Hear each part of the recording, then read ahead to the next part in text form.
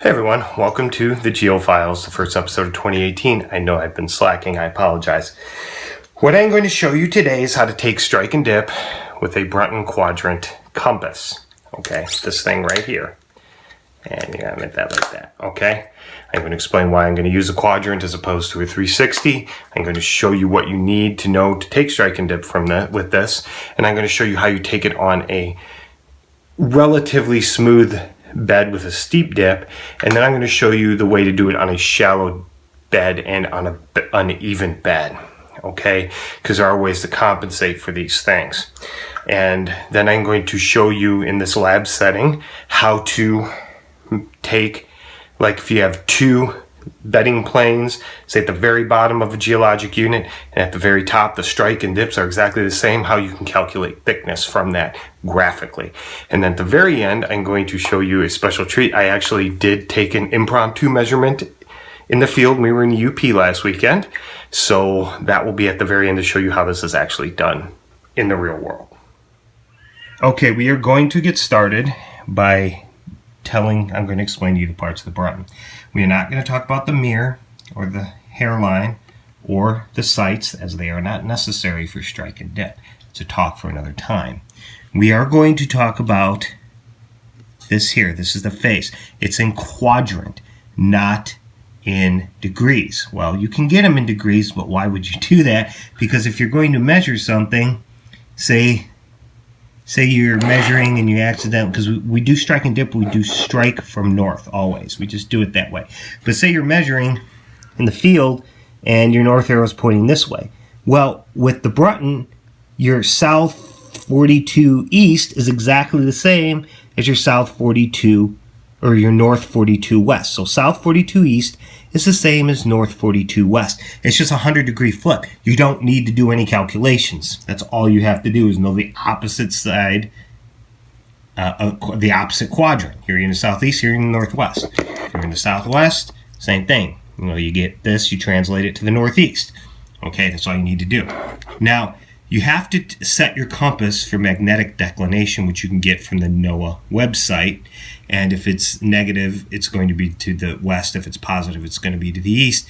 And you just use this here. You stick a penny in there and rotate it, whatever NOAA gives you. Now, obviously, if NOAA gives you 4.13 west, you're not going to be able to do that accurately with the Brunton.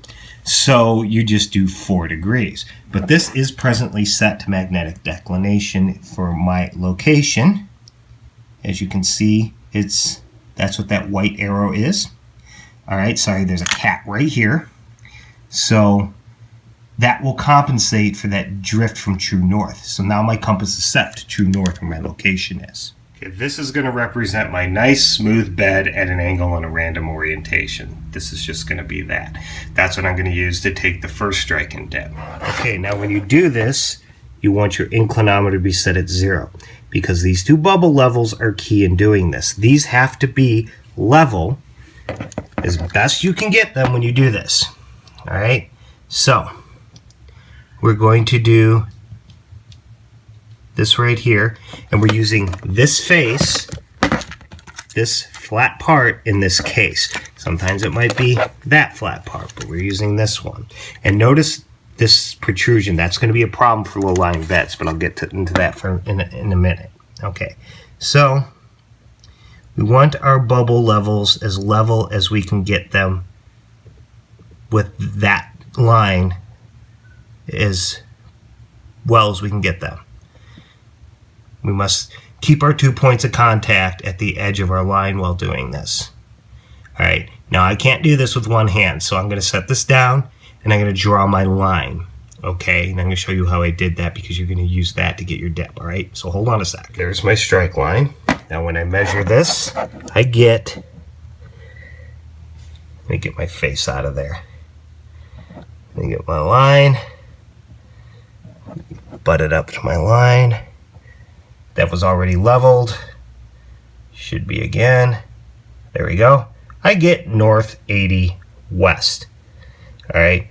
Now I'm going to write that in my field book. I get north 80 southwest. We don't need to write the degrees when we do this. It's implied. All right. Now I need this line to get my strike. Now, my dip, to get my dip. Now, when you get your dip, since I have a northwest strike, my dip can only be northeast or southwest. It has to be perpendicular by definition downslope to my strike. It cannot be southeast because that would be the exact same as being northwest and would just be my strike. Okay, I hope that made sense. All right, so to get my dip, that's all I have to do. The green bubble level here, my inclinometer's set to 0. As you can see down here, this line is set exactly on that line. All I do to get my dip, the green bubble needs to be level. There we go. It's level. I hope you can see that. Okay, now all I have to do is read it directly off of that. So my dip, in this case, there's cats everywhere. My dip in this case is going to be read, and of course, this thing is in the way, but you read it directly from your inclinometer line here, and in this case, it's 39 degrees. It's like right there. It's 39 degrees. But question is, which way? All right, is it northeast or southwest? Well, all you need to do to figure that out is just butt your compass right up to your line and see roughly which way it goes. Okay, so you can see my north arrow is pointing southwest, so my dip is going to be southwest. So it's 39 southwest. So we just write that in our book. So we just write it like that. North 80 west, 39 southwest. Hopefully your writing's a little better than mine.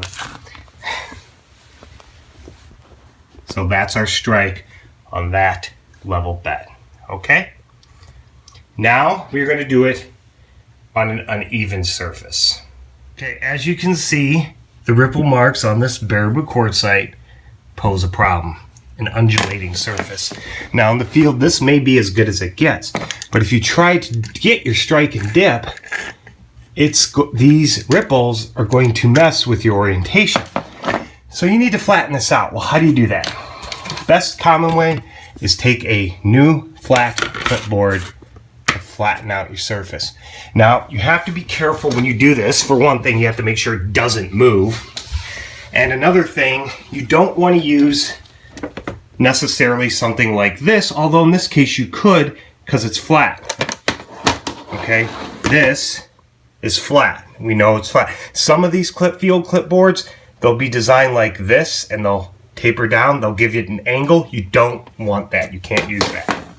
All right, so we place that up there, and we basically did the exact same thing as before. Now I'm not going to take you exactly through it. I'm just going to show you what I did, or show you the result. Okay, I've drawn my strike line. In this case, my strike is, see, it's pointing to the southeast, but I'm going to translate it to northwest. Our strike is north 46 west. Okay, as you can see there. All right, so north 46 west.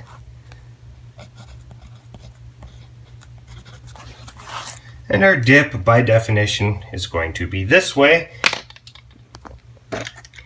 So there's my dip, which in this case, it's the same orientation as the last one, so it's going to be to the southwest. We have 21 degrees to the southwest. So, north 46 west, 21 southwest. All right. Now, I'm going to show you how to do this on an uneven, relatively flat-lying bed. Now, see, what I've said before, you got to watch for this, because eventually your dip's going to get so shallow, this is going to interfere. So there's another way to do this, all right? So I'm going to reset this, and then I'm going to show you how to do that. Okay, so I'm still using my Baraboo quartzite.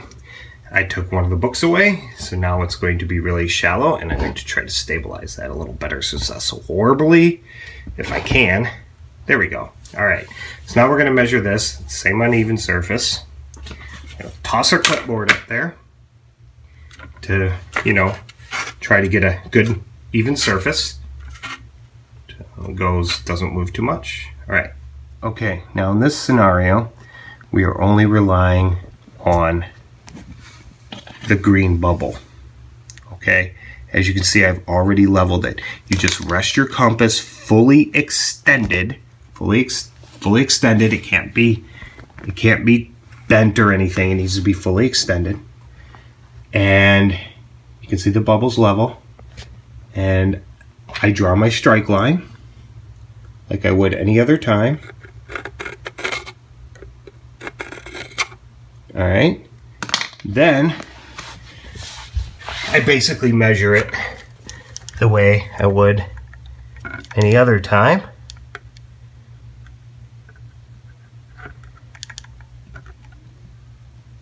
And I get north 23 west. So write that down. That's my strike. Now my dip, it's very shallow, but we can tell that it's dipping that way compared to our strike, which will be to the southwest again, still to the southwest. So our dip is going to be to the southwest. Our inclinometer is reset to 0. Okay. And now we get our dip. Same exact way we did last time. Okay, we get our dip exactly the same way we did last time. Need to make sure it's set. Okay. Our bubble is level. And it looks like we have a dip of about 7.5, so we'll say 8 degrees. You don't really need the half degree for most things. So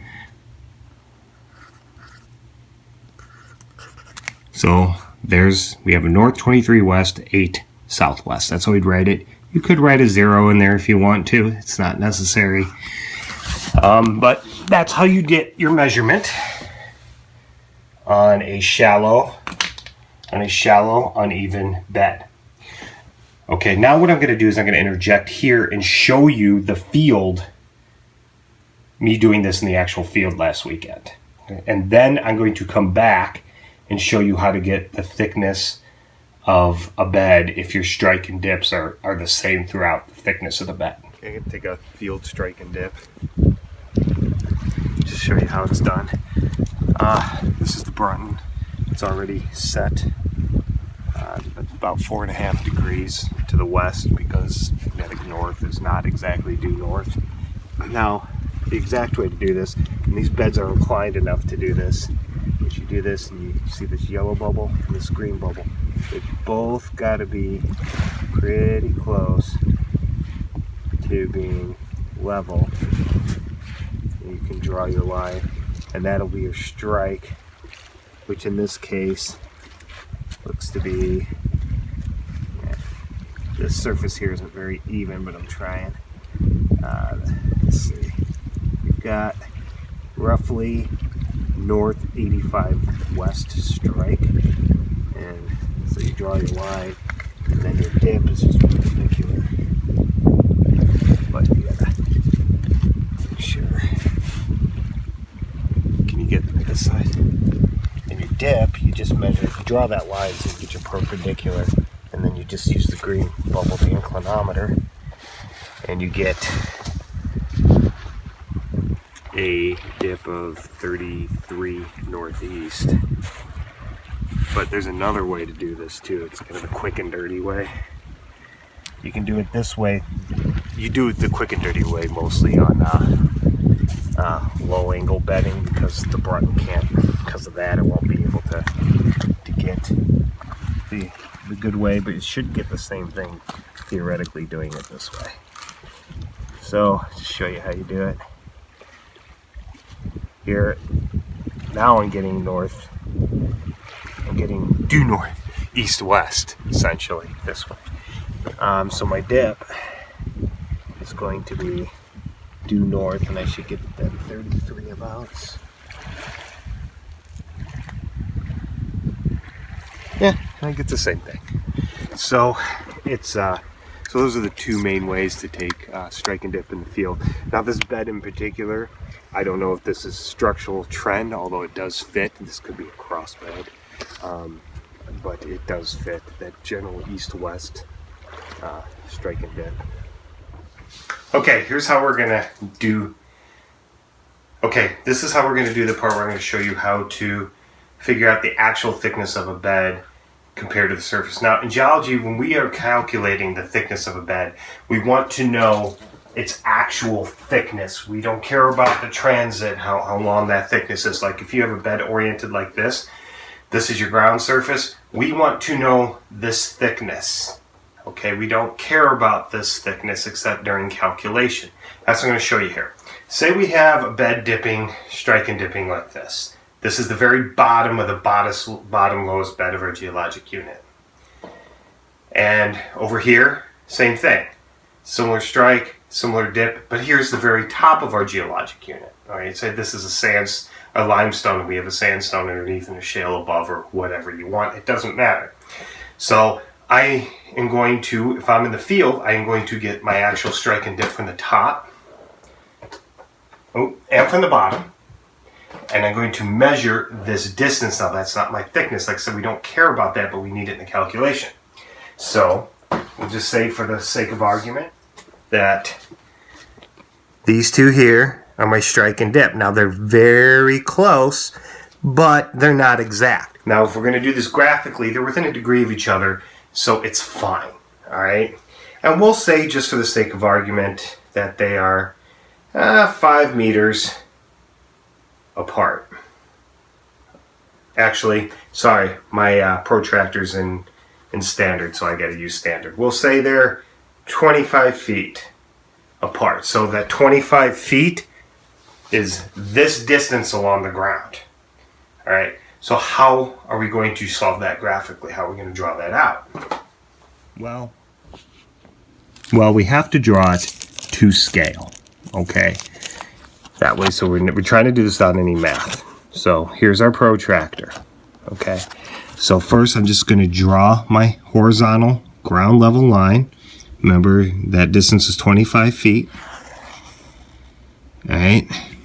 I am going to use 1 inch to equal 10 feet in this case. And we have two dips, 25 degrees and 26 degrees. We can pick either or, but we'll try to get it as close as we can to either or. We're going to do the top first, okay? So we do, there's our 25. We try to put it right in between there. You want your black arrow right up with this line, and you draw your dip. All right. Now you measure out your 25 feet. Okay. So from that meets there, 25. So this is 10, 20. This is 5, 25. Now I do the same thing I did before. I try to get it at 25.5, the best that I can. Right, like that. And we can see that it's close because right here's my other line and it's pretty much parallel to this line. Okay, so now we have this. So this is 25 feet. Okay, this dip is 25.5. This dip is 25.5 degrees. All right. All we do, somewhere along here, where the two lines where we can do this, we need to get perpendicular. We can use, in this case, I'm going to use this one. Now we have to intersect both lines. We have to form right angles. All right, so I have a right angle here, And a right angle here, one here, you know the drill. All right, so now all I have to do is directly measure that. And it looks like here's 10, here's 11, there's and a half. We can say it's 10.7 feet thick. 10.7 feet. This is the actual thickness of our bed, not that. Okay, so that's how you just do that. Draw that out graphically. I'll zoom out so you can see it. But that's just the quick way of doing it graphically. And if you're in the field, this is the way you want to do it. You know, sometimes your strikes and dips won't be exactly the same. There are ways to compensate for that, but I just wanted to show you how to do this in your notebook in the field with similar strikes and dips for your bed, so you can do this quickly. I mean, you could sit there and say it's 11 feet if you really wanted to, but when you're doing strata this thin, you probably want it to be as accurate as possible. So that's a quick way of doing it, and it is accurate and it is precise and it does work as long as you set it up correctly. Okay, so that is how you take strike and dip in the lab setting and in the field, how you adjust for even, or how you measure on even beds, on uneven beds, on low angled beds, and then showing you how to actually calculate a strata with similar strike and dip at top and bottom. So anyway, if you have any comments or questions, need clarification, please feel free to ask below. And anyway, that's it, and I hope you learned something.